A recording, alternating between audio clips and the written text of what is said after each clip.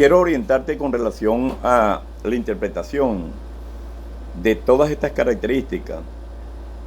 Y la Biblia nos enseña realmente en las epístolas principalmente que en el valle de Licus, donde estaban la iglesia de los colosenses y la iglesia de la Odisea y la iglesia de Hierápolis, se había levantado una filosofía engañosa que consistía en negar realmente la deidad del Señor Jesucristo, que Jesucristo no era Dios, sino que era un eón, era un ángel inferior por medio del cual crearon todas las cosas, y que Dios no era imposible, que Dios es tan santo que era imposible que creara la materia, porque la materia era en sí pecaminosa. Esa era una de las enseñanzas de ellos.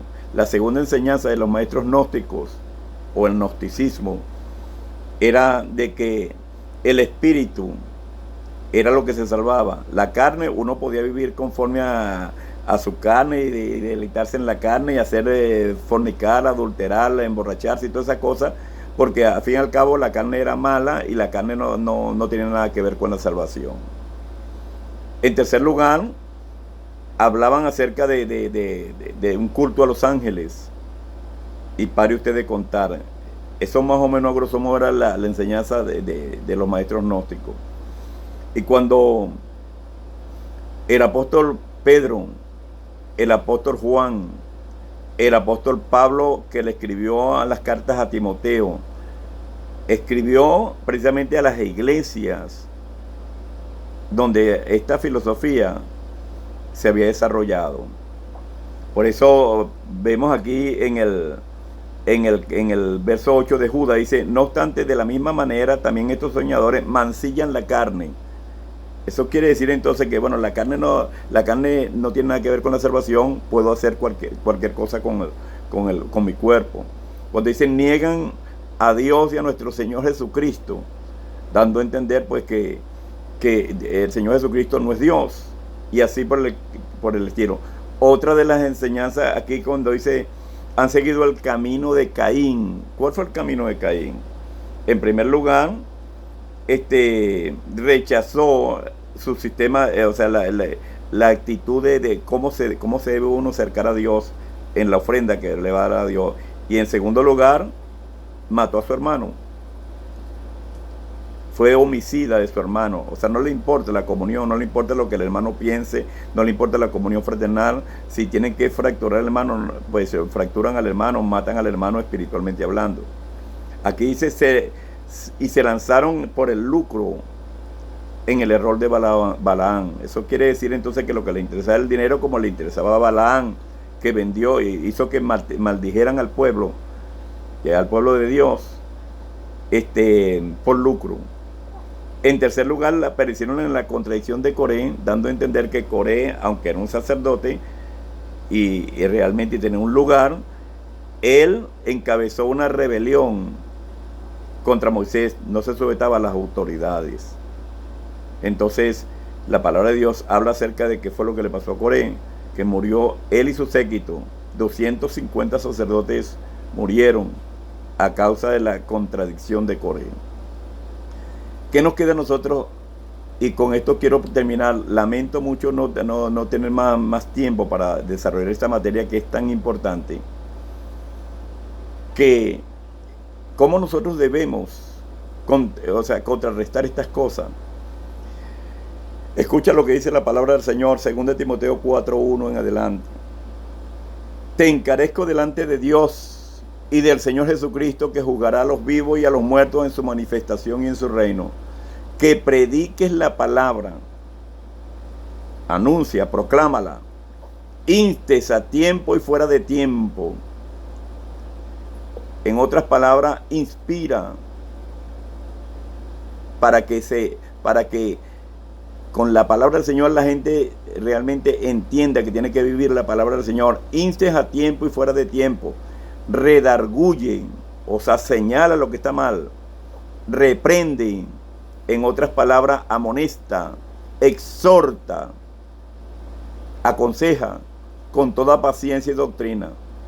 Porque vendrá tiempo en cuanto no sufrirán la sana doctrina, sino que teniendo comezón de oír, se amontonarán maestros conforme a sus propias concupiscencias. O sea, de acuerdo a lo que ellos piensen, de acuerdo a lo que ellos viven, esos son los maestros de los últimos días. Y apartarán de la verdad, o sea, del evangelio, el oído, y se volverán a la fábula, a los cuentos de camino, a las mitologías y todo ese tipo de cosas, a las historias, pero la base de ello no va a ser la palabra del Señor.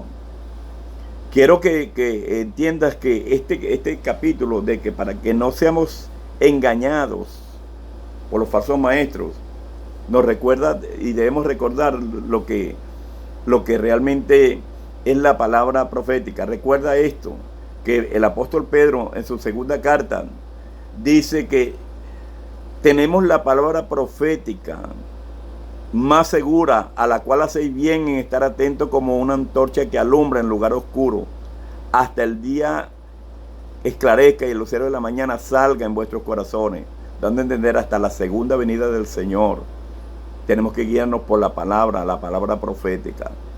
¿Por qué? Porque aquí hay unas características, que la palabra profética nunca fue traída por voluntad humana, sino que los santos hombres de Dios, siendo inspirados, hablaron por el Espíritu Santo.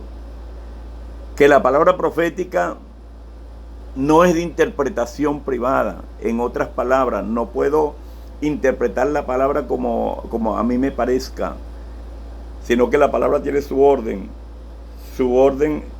palabra por palabra, escritura por escritura. En otras palabras, quinta regla fundamental de la hermenéutica: la escritura se interpreta por la escritura. Entonces dice, entendiendo primero esto, que ninguna profecía de la escritura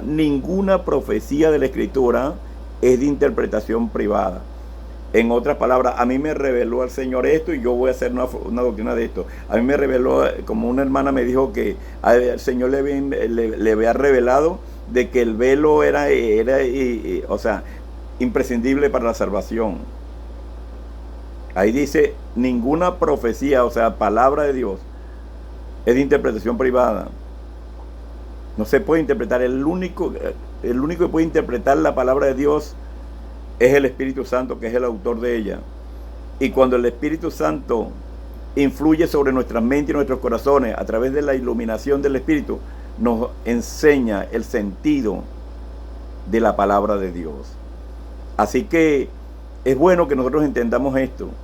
Y quiero concluir este estudio con estas palabras, con las palabras del apóstol Judas, en su capítulo, en el verso 3, que dice: amados, por la gran solicitud que tenía de escribiros acerca de nuestra común salvación, me ha sido necesario escribiros exhortándoos que contendáis ardientemente por la fe que una vez ha sido dada a los santos. Contender por la fe, defender la fe, predicarla, creerla, predicarla, enseñarla y protegerla. Si haces esto, serás un buen ministro de Jesucristo, nutrido por la palabra de fe y de amor, como San Pablo le dijo a Timoteo. Procura con diligencia presentarte a Dios aprobado, como obrero que no tiene que avergonzarse y que traza bien la palabra de verdad. Que el Señor te bendiga, que el Señor te guarde. Feliz día. Y como no nos podemos congregar hoy como iglesia, como cuerpo del Señor Jesucristo, pues que estas palabras te sirvan de reflexión. Dios te bendiga, mi hermano y mi hermana. Amén.